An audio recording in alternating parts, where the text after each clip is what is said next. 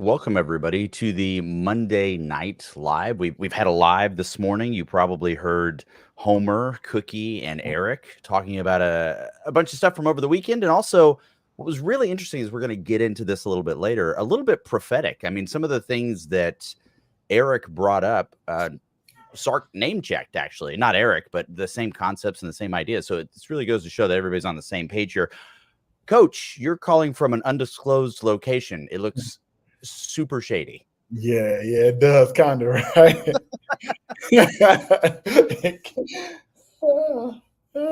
I'm safe. Man. You know what? You don't even need to say any more than that.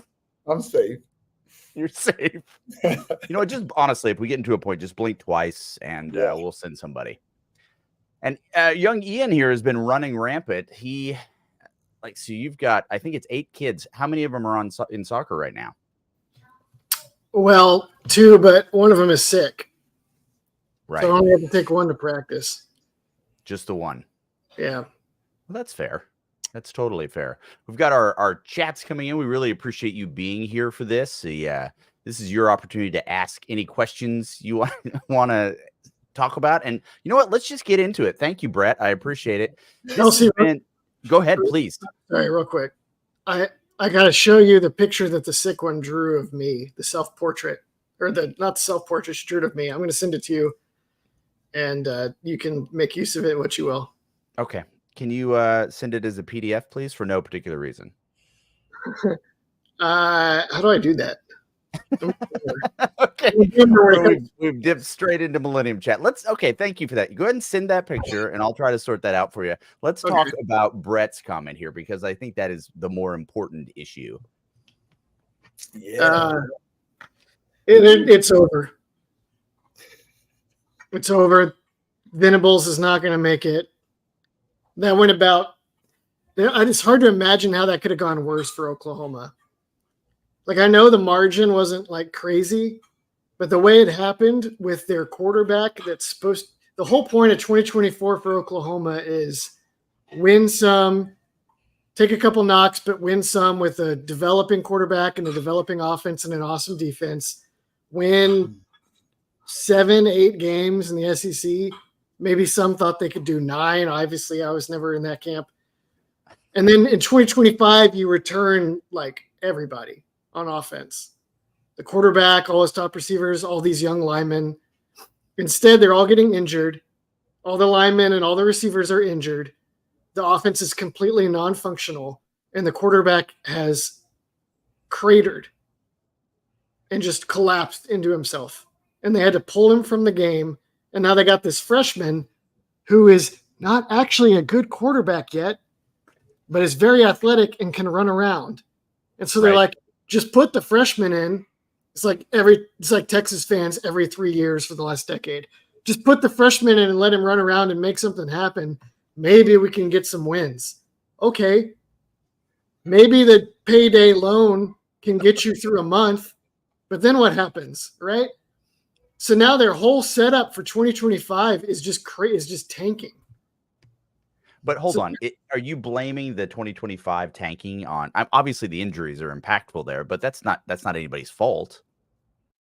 No, I'm just telling you what's happening. It doesn't have to be. Fair enough. Where do you see somebody's fault if a hurricane crushes their house, but the house is still destroyed, right? Okay. And you don't think Venables is going to make it, is what you're saying? He's not going to make it. He's not going to make it. Coach, how long does he make it? How long does he stay there? Oh, man. What is this year? 3 years might even be get the Charlie Strong contract 3 years and out. I don't know, man. It's tough. He might get 2025, but he's. I just want to be on the record for what I'm. Go ahead, Charlie. Oh, no, you're well on the record at this point. No. I don't think there's any doubt of you not being on the record. The way it sits now, it's going to be hard to make it past 3 years. Like, you have literally no offense. You don't have a quarterback. You don't know what the offensive line is going to be next year. You're going to have a lot of young guys. You may run into the exact same thing. At some point, they can't fall too far behind going to the SEC. They got to make a change. And so unless you drastically change something in recruiting, get some I don't know. Somebody falls into your lap in the portal. That's a quarterback. Like I don't see it like that. They're gambling a lot. That's gonna be hard to make it long term. The way they're structured right now, I don't see it. I'm with Ann on this one. That's tough. Yeah, it's tricky. I mean, so this question here is for you, Ian. Are you in the Bunker Bandits? You coming this week, or are they in their hidey holes? What, you can translate that for everybody. They're in their hidey holes. They're in their hidey holes. Okay. I've heard nary a peep from anyone from north of the Red River in a couple weeks. Okay. Okay. Now, if Texas finds a way to lose to Oklahoma, then my internet presence is just going to be just piles of feces. Okay. But short of that kind of disaster, then they're real quiet. All right. Well, that's good. That's a solid update. I really appreciate all of that. I want to talk a little bit about this presser that we just had, because the thing that was really cool for me at least was, if you listen to the live this morning, a lot of the things that the guys talked about, they were talking about the linebacker room. Eric was obviously talking about Nansen, some of the contributions that he's made. And Sark is talking exactly the same thing. So I think it was great to hear that, to get some validation on that. But I want to talk about this and get your take on this a little bit. He was talking about Anthony Smith. He's very instinctual. He's really athletic, not a finished product by any means, but as a true freshman, he's getting some meaningful snaps right now. This last sentence is the one I want to talk about. We feel good about the future at that position. Ian, you've talked about this. The linebacker position is one that looks very, very positive for us right now. It's moving forward. What are your thoughts on that? Yeah, well, there's this freshman, Anthony Smith, that's extremely good very quickly. I think we had another live where we were bouncing around comparisons. Coach, I don't know if you were on this one. If you have a comparison, let it fly. But it was like a DeMarvion Overshown, but Overshown needed years before he actually got it at linebacker, and Smith is getting it much faster. But he has sort of a similar build and disposition. And then, Leongo Lafau was the leading tackler against ULM, and he had a safety. So that he's a sophomore. So that room is Anthony Hill's also only a sophomore. It feels like he's been around for a minute now, but we have 3 underclassmen linebackers that are all good. I don't know when that has happened in Texas. Linebacker's been like a weakness for Texas for this entire century. It feels like it's like boom bust cycles at linebackers. So it's kind of jarring how very much not that it is this year. Coach, did you have? I was trying to think of somebody to, like, compare him to, man. It's his build. Like, you can say Overshown, but I was trying to think of somebody else. Like it's really tough. His size and build that Anthony Smith is, but just like seeing him shoot the gap, you can tell he's ahead of the curve. I think that really speaks to, of course, everything they did in the fall camp. Like, they were able to 2-spot, right? And these guys got a ton of reps during fall camp, like meaningful reps. And they were kind of ahead of the curve. And I kind of wrote about it on Inside Texas. Like, these guys were prepared to play. The depth was prepared to play. You got good quality depth, but you actually developed them. And now they're getting meaningful snaps in real game time because who we have played, right? They've got a chance to get more live game action. And so you kind of just see that when you put them in the game. But as far as like a comparison, that's tough. I don't have somebody. I was trying to think of a smaller linebacker who moves like him.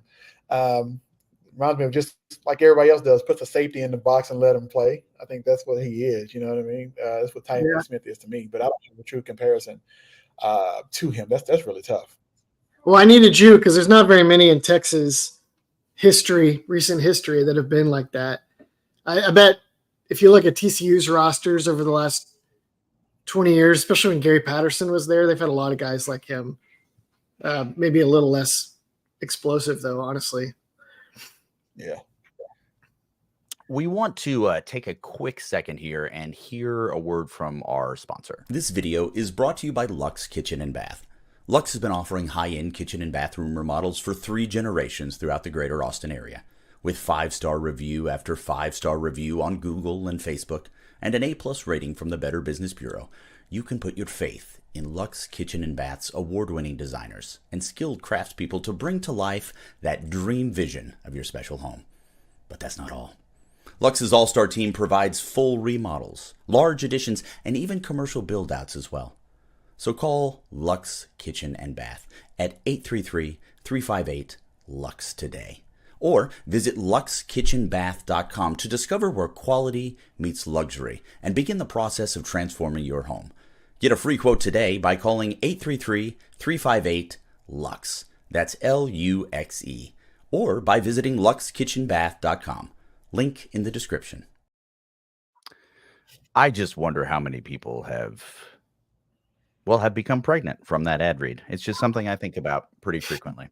So let's go now to our next quote. And this was on Nansen, right? His presence with our team now from a schematic standpoint and with his style of coaching, we've got to make sure we keep him off the field during the game. He'll find his way out onto the grass. He's high intensity, a lot of passion, and I think the players really respond to him. I think that works really. I think that works really well working with PK. This has been a very good combo, these two moving forward. And I'm just curious, what are some of the things that you've noticed, Ian, about having Nansen? I'd obviously love to hear your perspective on this as well, Coach.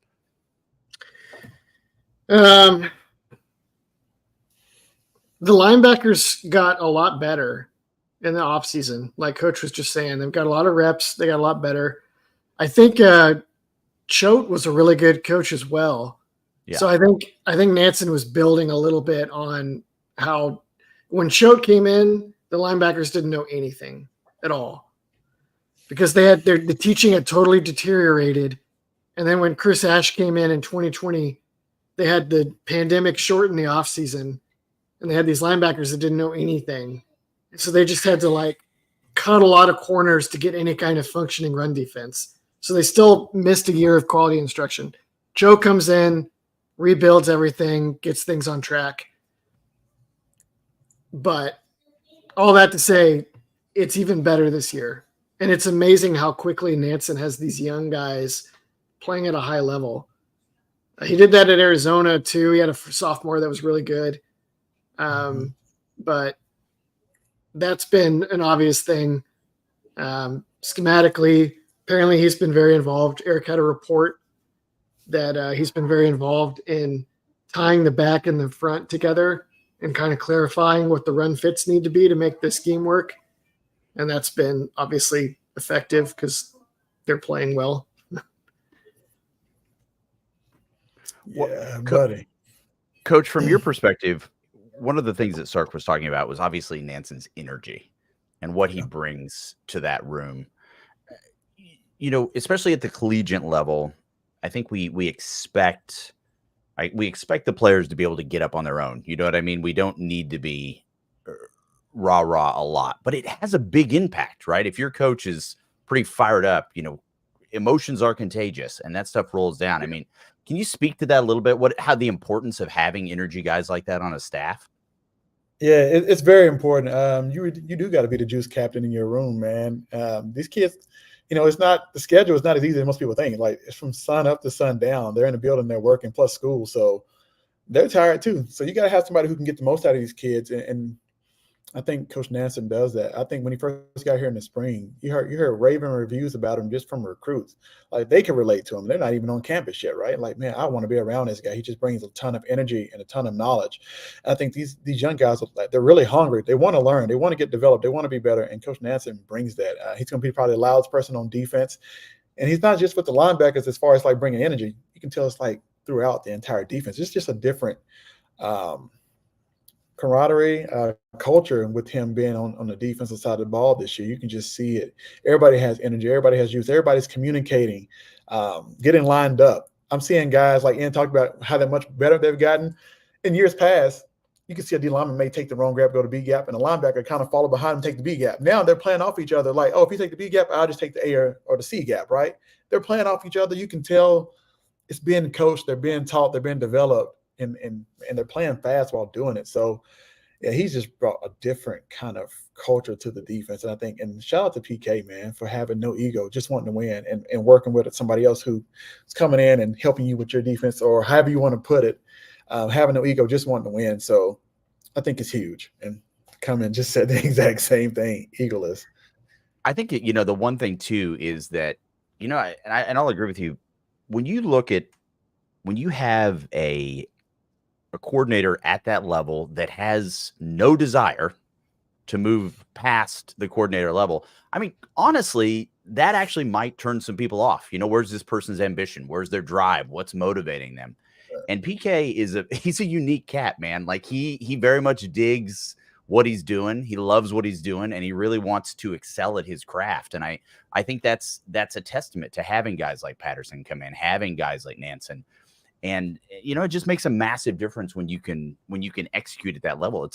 I don't know whether the players see that, because it's at such a different level than their experience on a day-to-day basis, but it does. I think that attitude bleeds into the team mentality. Mm-hmm. The other section I wanted to talk about here, and this is very much coach speak. No offense, coach, but the idea here is, this is, he's talking about Mississippi State and trying to articulate that this is just another game. We have to go about this how we normally go about this. And this is Sark. We respect this is our first SEC game at home, and we're going to embrace that side of it, but it's not going to affect the way we prepare for the game and the way we go about our business in the game. The way we look at this is the SEC. This is an SEC championship game. Now, there's some of that to me seems like a contradiction, but let's just focus on, again, that last sentence there. I understand what he's trying to say. He wants us playing to a standard. He wants everything to be at a high level. But is that sustainable? I understand a standard is sustainable. I understand that having, as he calls it, a formula is sustainable. You drive to a certain thing. But the idea of playing an SEC championship game every week, is that going to emotionally drain those guys? Me personally, I don't think so. And, that's what he gave in the interview, but I don't know what he's telling his team week to week in team meetings, right? I'm pretty sure they probably have a different message and a different tone, and they probably got a new theme every single week. But I mean, right. That's absolutely right. You know what I mean? You got to have the 1-0 mentality. But I think they're really buying into that culture, though. That they do go 1-0. After Sunday, Saturday's game doesn't matter anymore. They're on to the next opponent. I think you got to approach everybody and every team that way if you really, really want to be great and get to the end goal, which is win a championship. So I'm sure that message is preached to the team. And then when they go to individual meetings, it's preached by position coaches and probably around the building is being echoed. So the more they say it, the more they believe it. I think the more that the attitude becomes a real thing and they put it on display that, hey, 1-0 mentality. Don't take any game for granted, take any opponent for granted. Find out the best things they do and try to stop them, right? It becomes a challenge each and every week to say, okay, they're good at this. We're going to go out and stop it. That really does something. That's very motivating to a team to know that I can take away their best thing they do, even if they're not the Bama to the Georgias, right? Each week you're gaining something. And it's always a teaching moment too, to show you may have blew somebody out, but we got a lot of things to work on, right? And I think these guys are hungry on the team. They're trying to gain, they're trying to continue to reach to get better each and every week. So I think you can keep it. Just got to keep it fresh. And I think they got enough energy, enough character on the coaching staff to do that. I want to. Do you have anything to add there, Ian? Well, they have a bye after this game, so if they could treat this game pretty seriously and be like, "Hey, we're gonna send a message to the SEC and Oklahoma about what's coming," and then go in hard, smash Mississippi State at home. And then you get a week to rest and get everybody excited again for the Oklahoma game. So I don't think they can give every game SEC championship attention. Of course not. But the emotions, like Coach was saying, you got to get the emotions to a certain level to play football. And I think this game could get a higher dose because of where it is on the schedule. So, I want to talk about that a little bit further too, because this is obviously something Sark did in the offseason. He talked to NFL coaches, he talked to other coaches and about the sustainability of a longer season. You know, when you're playing at a certain level, you could be getting 16 games out of this year. So that could mean a lot. But when we're talking numbers, let's also talk about our friend David. I'm just going to say, guys, you probably need a fiduciary financial advisor. And I've got the guy for you. His name is David McClellan with Forum Financial. He works broadly and deeply with his clients as a financial life coach. And he should know something about coaching because he won several national championships as a swimmer for the University of Texas. He specializes in financial planning and has contributed numerous articles to Kiplinger on the topic of retirement tax bombs. So contact David today to be your fiduciary financial planner and schedule a 1-hour consultation to assess your financial situations. The free consultation is available, so just give him a call. The number is 312-933-8823. That's 312-933-8823. His email is also in the description below. So one of the things that he was talking about was this idea of how do you sustain it? And I think a lot of people took that to mean obviously the physical side of it, the rotation, getting players and all that. But there is this mental aspect of it. When you're used to playing a certain amount and that amount comes and then you realize there's more and there's more, there can be that mental drain. I remember seeing interviews with athletes like hockey players, an example. They've got an 80-game schedule. You know, the Penguins are not great in December and January. They're just not good. But they generally make the playoffs every year because they have created this kind of ebb and flow of when they need to be ready to go and executing when they need to be ready to go. And I'm just, this is the reason I'm kind of harping on this a little bit is Sark I imagine he is, but how is he preparing his team for that longer run? I think is the thing I'm really curious about.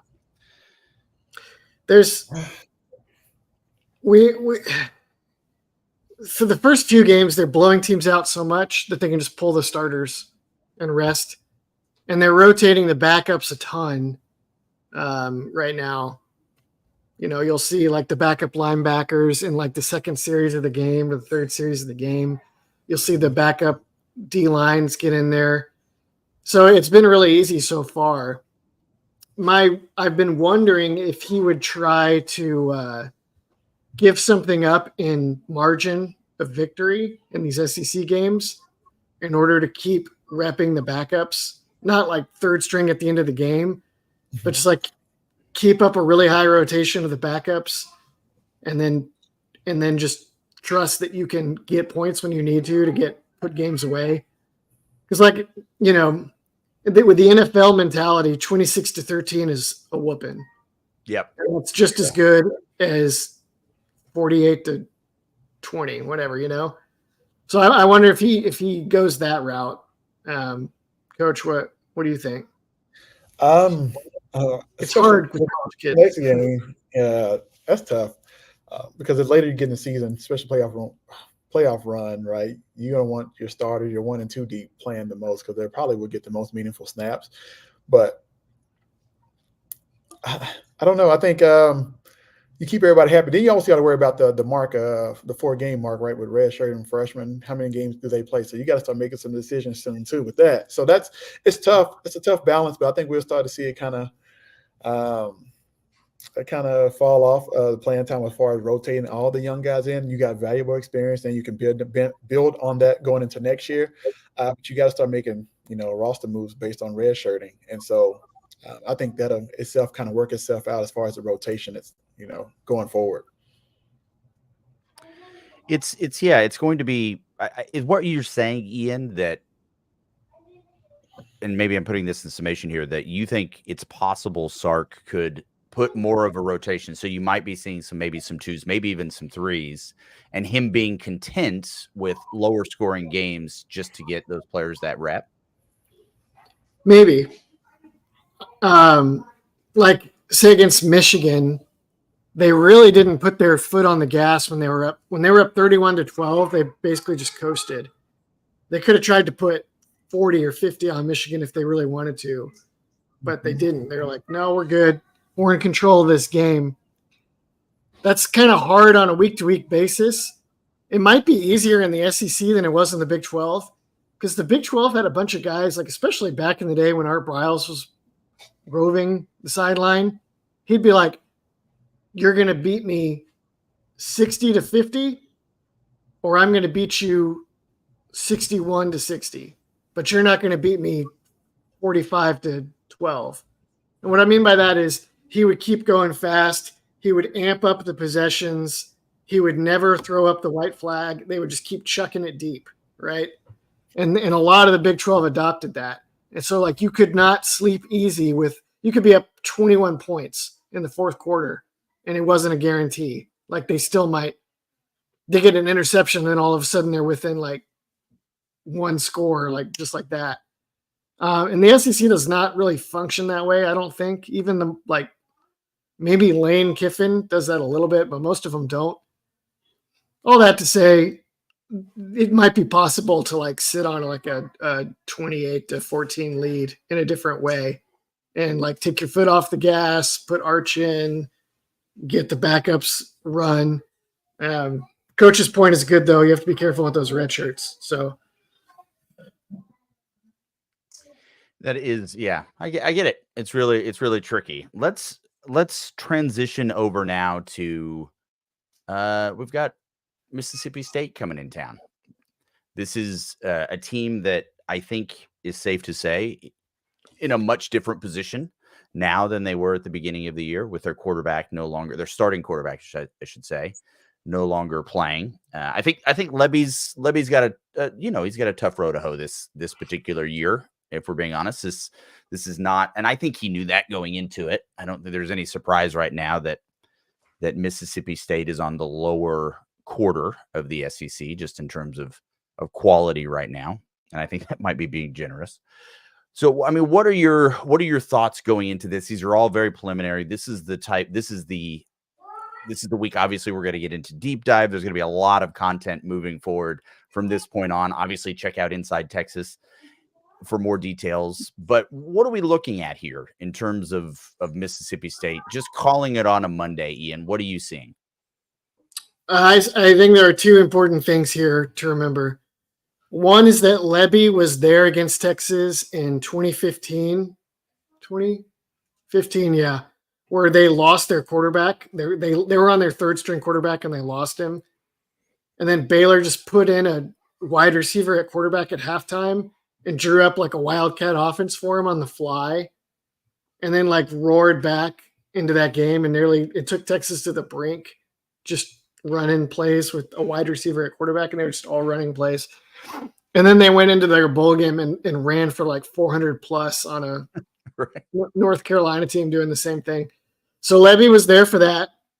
Lebby was also there at Oklahoma when they didn't have Dylan Gabriel because of the concussion, and he drew up some similar wildcat shenanigans. It didn't work, but everything that happened for Oklahoma in that game was that. So he's very good at drawing up stuff to make things work with limited talent. Yeah, but number two, he's going to spend a lot of this week texting with Jackson Arnold and his family and talking about what it's going to take to get him to transfer to Mississippi State next year. Wow. I mean, I'm just calling out the elephant in the room. Brent Venables threw that kid under the bus and backed it up. Okay. The other kid and his dad are all over social media being like, there's no doubt you got to put me in. Arnold is going to be checked out and gone in the offseason at this rate, unless something miraculous happens with Brent Venables, the counselor and peer-to-peer communicator type. So there you go.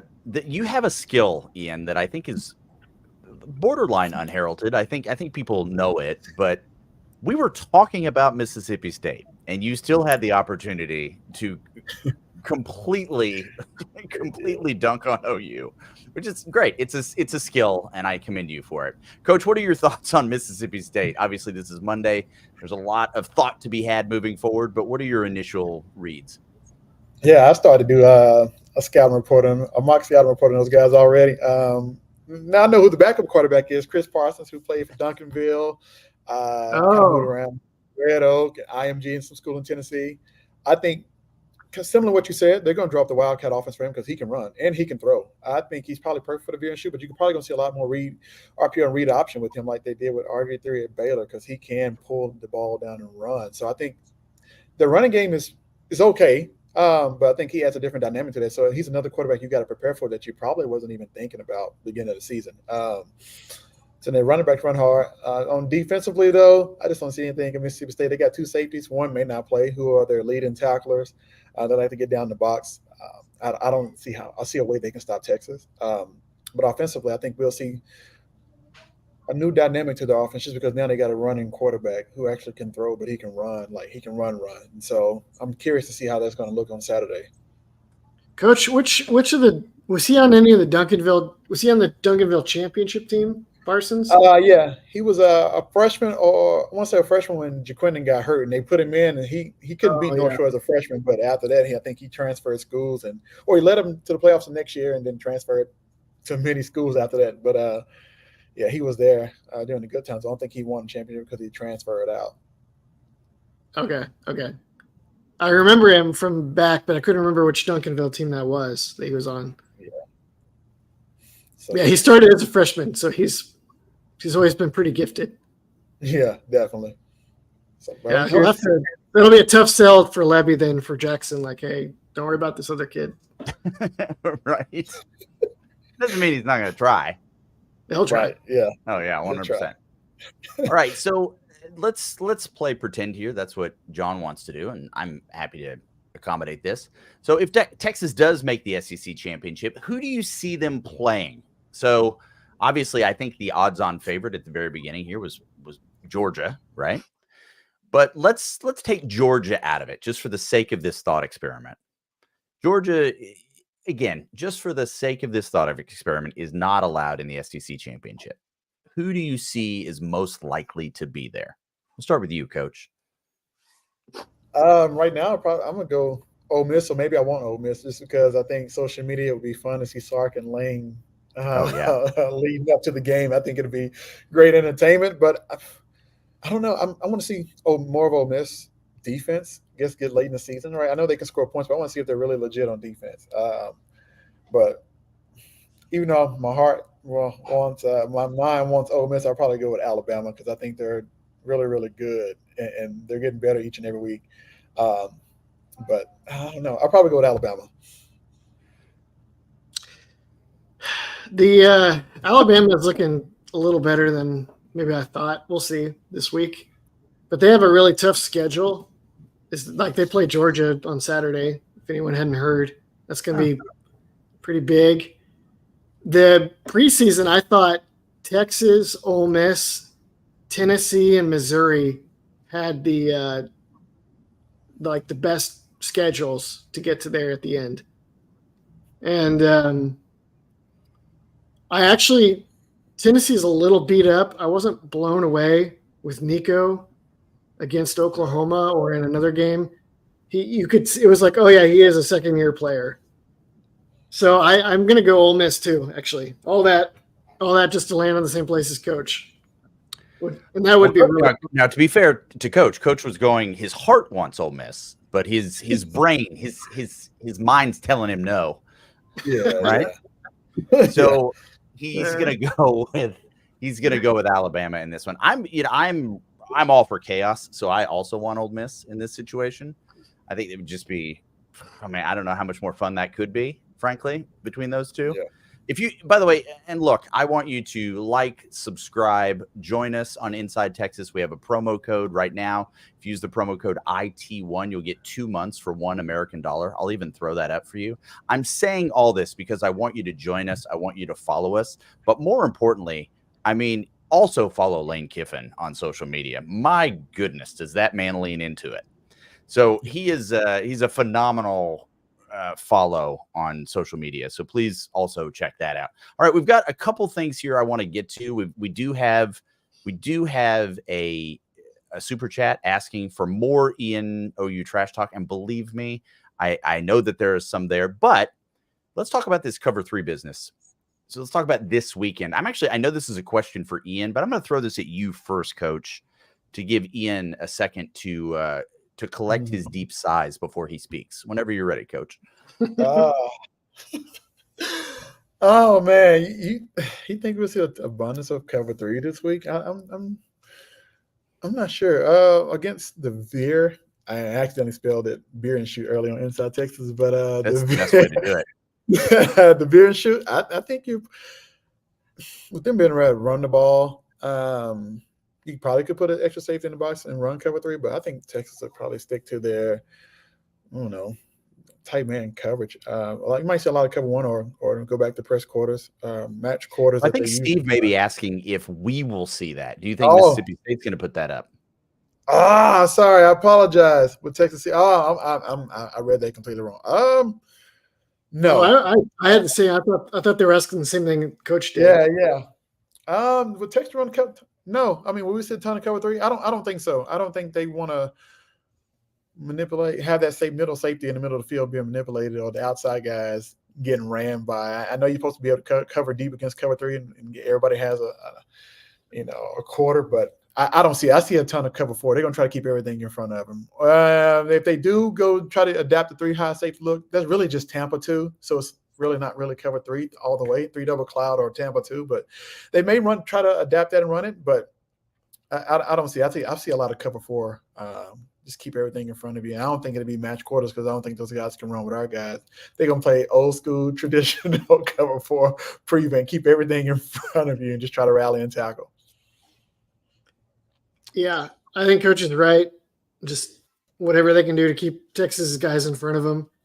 On the Texas side, another angle on what coverage will Texas play. Somebody else asked us about it on the board too, so we can answer it for Viper 02, even if that's not what Steve was asking. They might play quarters also because quarters is a better coverage when you're playing a running quarterback because your run support is balanced on either hash because the safeties can play the run. And when you're in cover 1, you can get into big trouble with quarterback run game stuff. It'd be complicated to explain. Maybe Coach could do it quickly or better than I can. But with quarters, you just, no matter what they do or how they move guys around, there's a guy on each side that is seeing it develop and can come up and help clean it up. So that's why that's probably why Texas has often played quarters against the veer and shoot. I don't really like it against the veer and shoot overall. I think it has a lot of problems with the wide splits, but I don't think Mississippi State can throw it anyway unless Parsons. Did Parsons play against in their last game? Is he the guy that came in, or was it somebody else, Coach? No. He no, I think the other guy came Van Broden. Yeah, that's right. That's who came in. Yeah. Parsons may be a little better than that guy, actually. So yeah, maybe there's a little, but we'll see. Yeah, we'll see.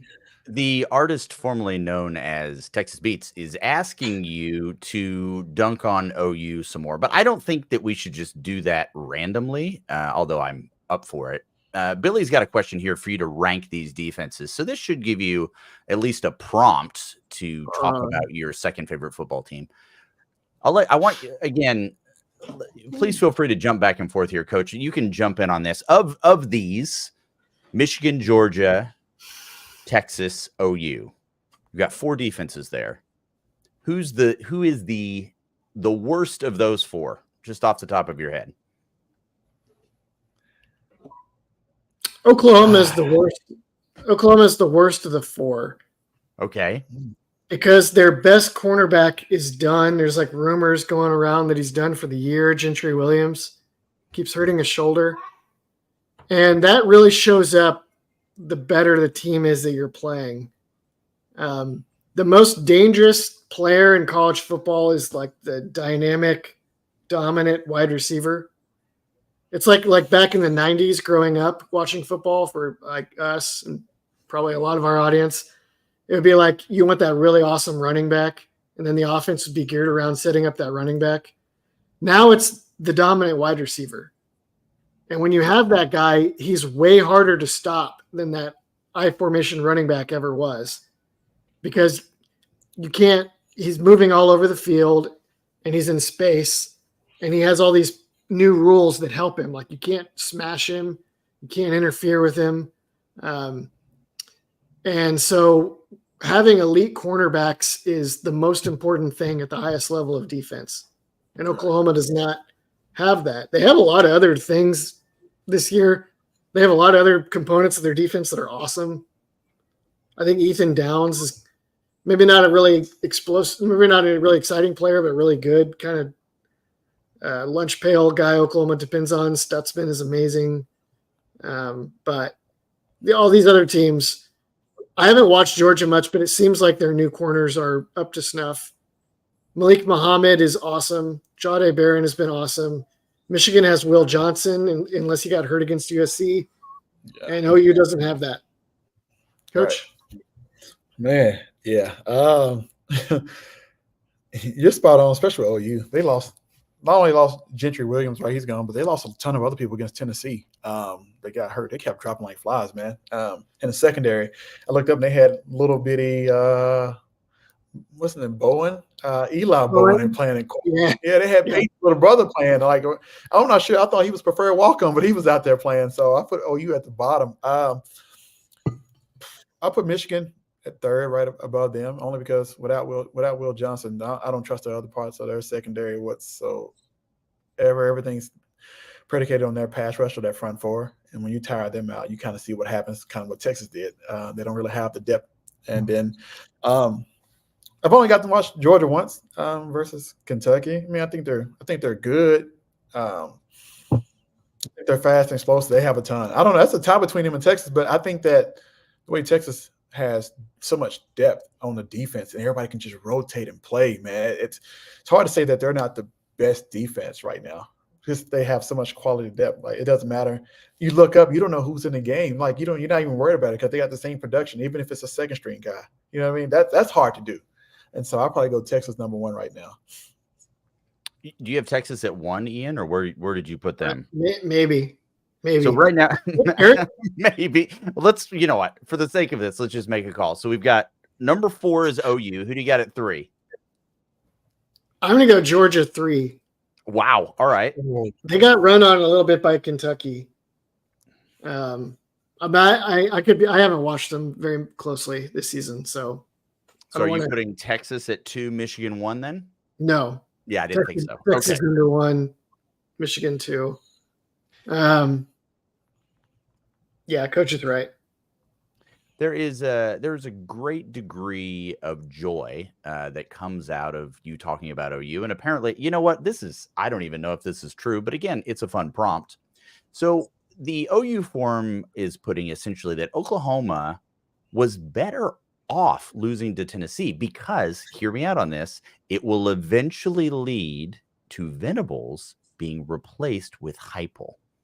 Mm-hmm. By the way, I love conspiracy theories, so this is fantastic. Let's just roll with this one. So this was not maybe intentional, but maybe advantageous if you're somebody that really wants Heupel as your coach.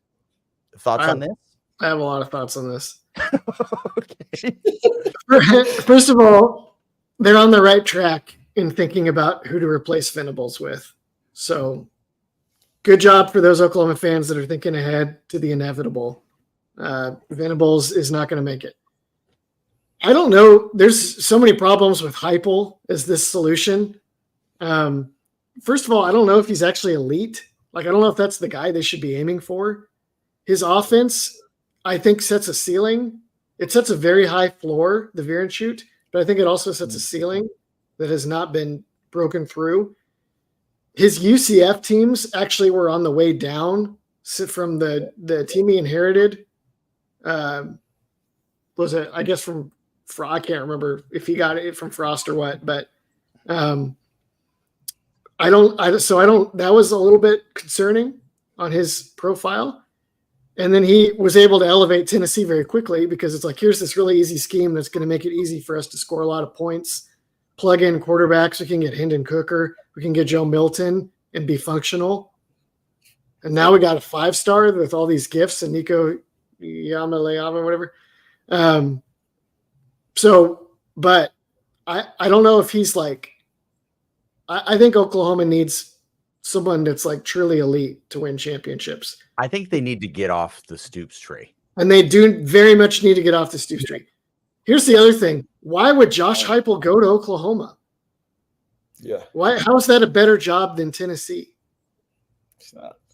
It's not. Yeah. It's the same. It's the same job. It's not a worse job, really. I don't know. It's probably pretty close, but it's like, why would you go there?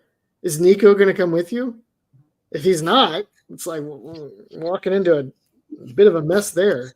Yeah. So, patron saint of the pod, Brett Nelson, is asking, how do y'all see our offense attacking OU's defense? How would you go after this? And I want to start with you, Coach, and then I've got something special for you, Ian. But whenever you're ready, Coach, how do you think we should be attacking this OU defense rather?